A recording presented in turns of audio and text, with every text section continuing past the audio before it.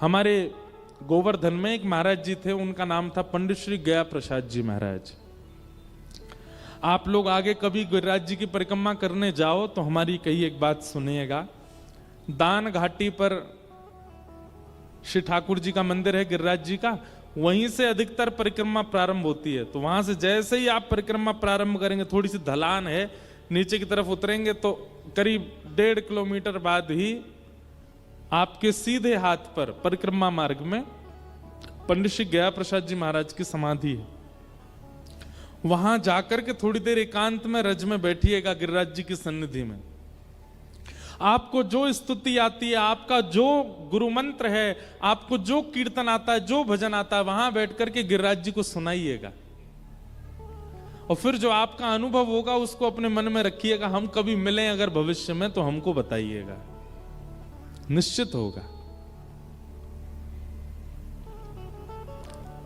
तलहटी गोवर्धन की रहिए, तलहटी गोवर्धन की रहिए। हमारे ब्रज में गाते हैं, एक पद है तलह। अच्छा, आप में से गिरिराज जी गए कितने लोग हैं? हाथ ऊपर करना। जय हो। जितने लोग कथा पंडाल में हैं उसके लगभग 15% लोग ही गए हैं।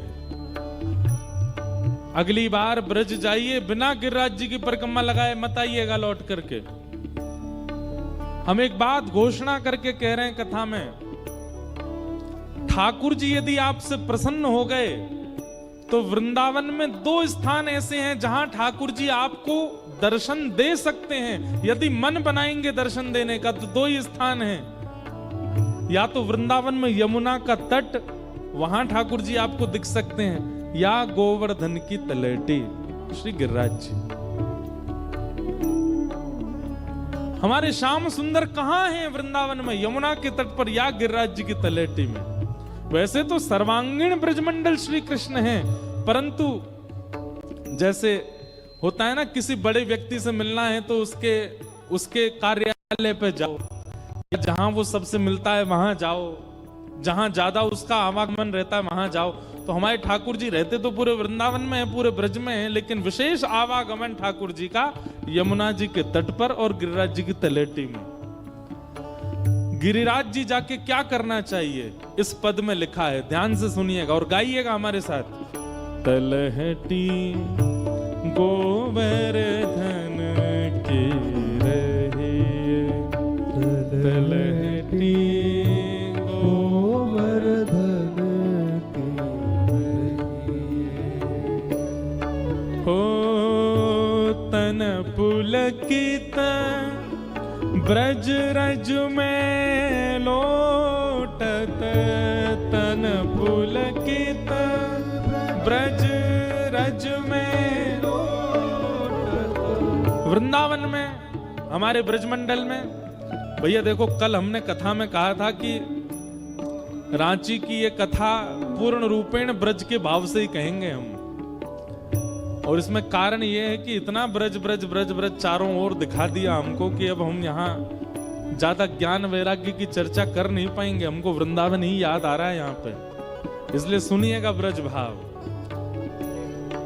वृंदावन में जाइए और जाकर के महाराज वृंदावन की रज में यमुना जल मिलाइए और यमुना जल मिला करके सिर पर लगा लीजिए, अपने गालों पर लगा लीजिए। बढ़िया रज यहाँ लगा लो, सुंदर वृंदावन की रज में लौट करके अपने सर्वांगीण अंग को ब्रज रज में अंकित कर दो। उससे क्या होगा? तन ने जितने भी पाप किए होंगे, तन से जो भी पाप बन चुके होंगे, सब नष्ट हो जाएंगे वृंदावन की रज से। तन पुलकित ब्रज रज में लोटत, तन पुलकित ब्रज रज में लोटत। गोविंद कुंड में नैये, गोविंद कुंड में नैये। तलहटी गोवर्धन की रहिए,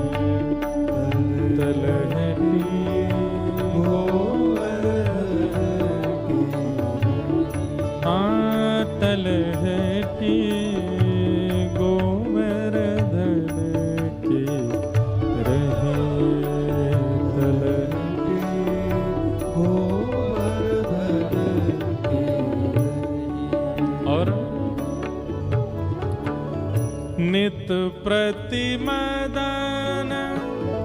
गोपाल लाल के, नित प्रतिमदन गोपाल लाल के चरण कमल चित लई है, चरण कमल चित। देखो,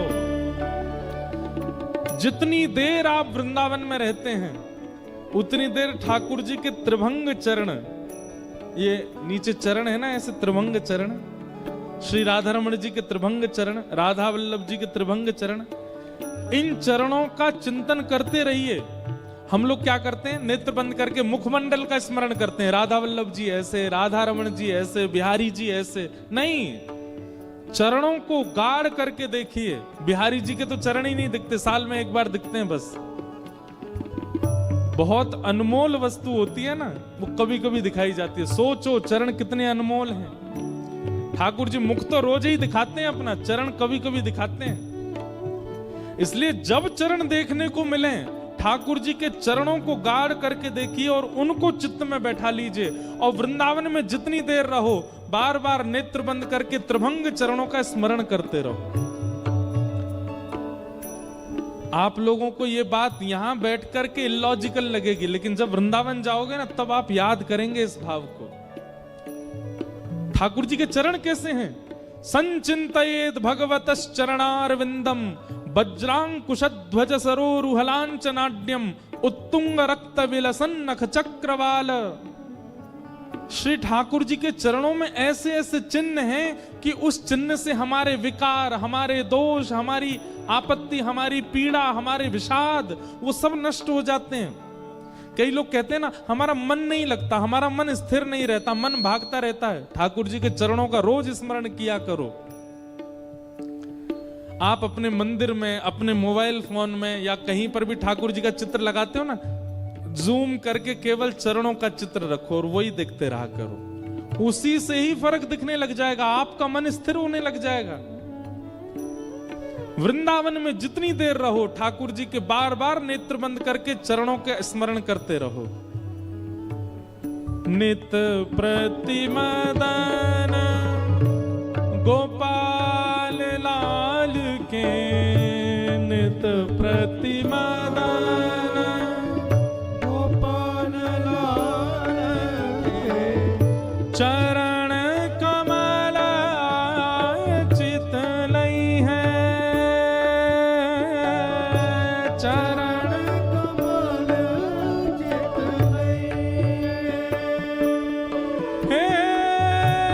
रसिक प्रीतम हित चित की बातें, रसिक प्रीतम हित चित की बातें, रसिक प्रीतम हित चित की बातें, प्रीतम हित चित की बातें, श्री गिरधारी जी सो कहिए, गिरधारी जी सो गइए, तलहटी गोवर्धन की रही, तलहटी गोवर्धन की रही। हाँ, तलहटी गोवर्धन की रही, तलहटी गोवर्धन की रसिक प्रीतम हित चित की बातें, रसिक प्रीतम हित चित की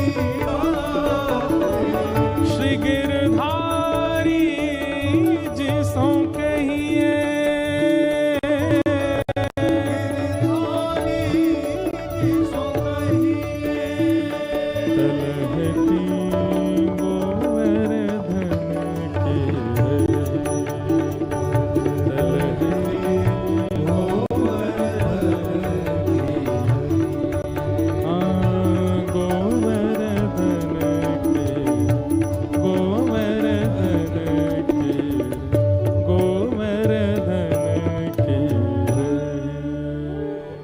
अंतिम बात, ये पॉइंट्स याद रखने हैं आपको। पहला क्या था?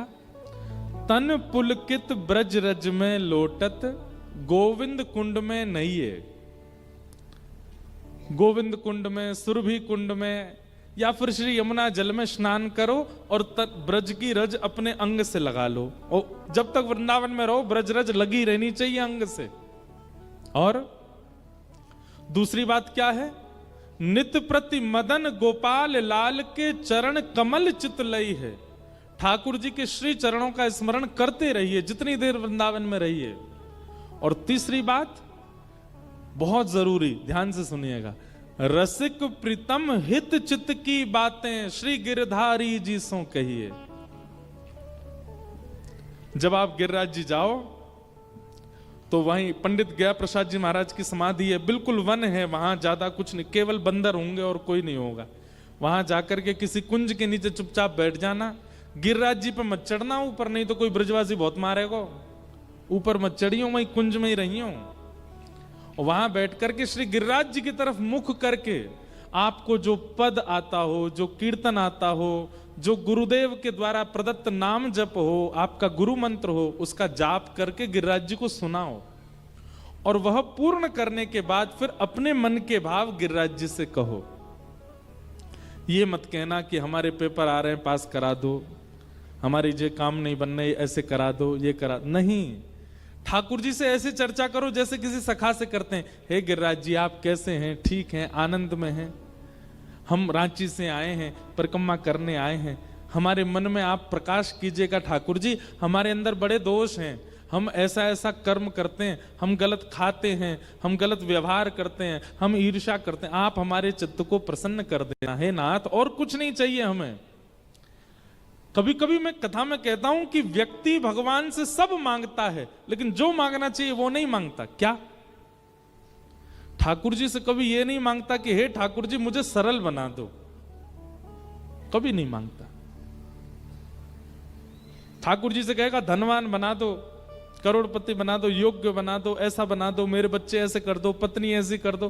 पर कभी ठाकुर जी से ये क्यों नहीं कहता कि मुझे सरल बना दो, मुझे सहज बना दो, मुझे निर्मल बना दो? कभी नहीं कहता, कोई नहीं कहता।